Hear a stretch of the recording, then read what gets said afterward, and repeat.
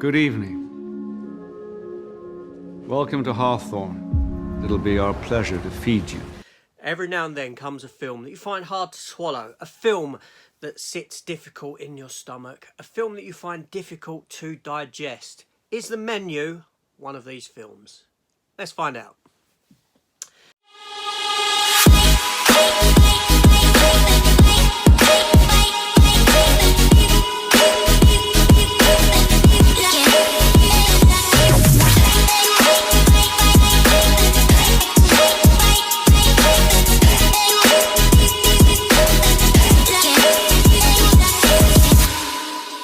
Okay, so this here film, The Menu, dropped onto Disney a short while ago. I sat down, I watched it last night on the back of recommendations from a couple of other people on YouTube.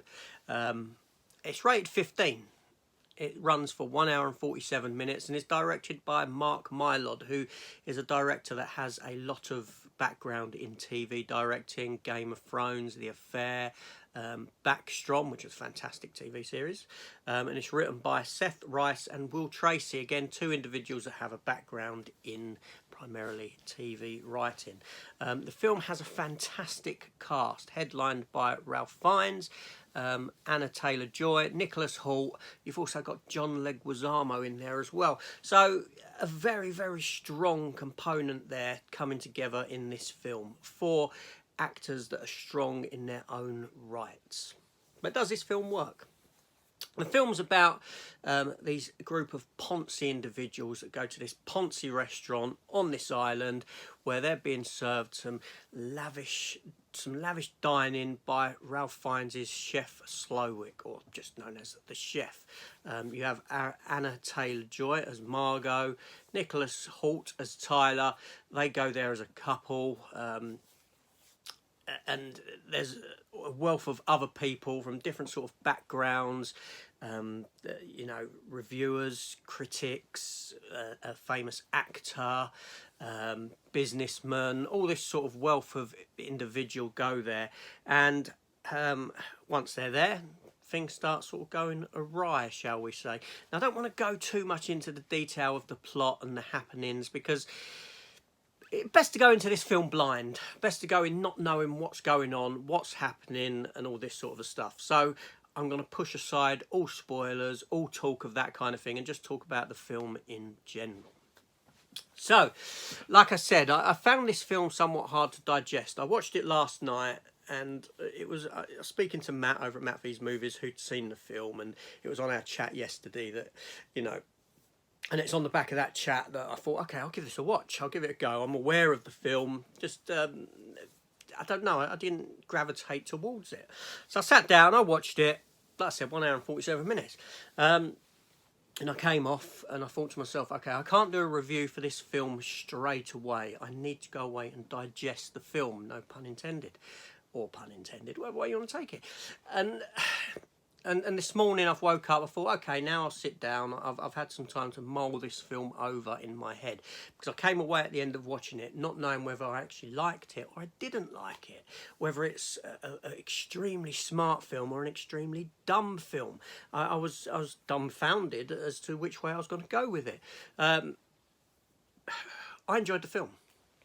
I thought it was an intriguing concept for a story. It kept me watching, it kept me guessing as to what was going on. The fact that the chef could get all these other people to work for him in this manner, it's almost akin to some sort of a cult, shall we say. These individuals all being pulled into it. When the reasons all come out as to why they're there and this sort of thing, it all kind of makes sense. The film sort of gels together as it goes on with character development and storylines crossing paths in some cases and all this sort of a thing. So it does work. However, I do think at 1 hour and 47 minutes the film is overstretched. I think it overstayed its welcome by maybe 10-15 minutes. There's a complete plot thread sort of in the middle of the film, and I want to do this without spoiling. There's a complete plot thread in the middle of the film where you get a scene where essentially the males within the cast and the females are separated, and it feels very forced and contrived, and it all amounts to nothing. That entire scene amounts to nothing. If you've seen the film, you know what I mean. But you probably don't, you may not realise that it amounted to nothing. And that whole scene could have actually been chopped from the film and potentially smoothed the runtime a bit. However, the film is very well directed. I'll say that. It looks fantastic, and it is very well acted by all involved. Ralph Fiennes, Anya Taylor-Joy, Nicholas Hoult. He gives a good performance in most things. It was great to see John Leguizamo on screen. He's always a delight when you see him in a film, and that's with no exception here. It's a great film.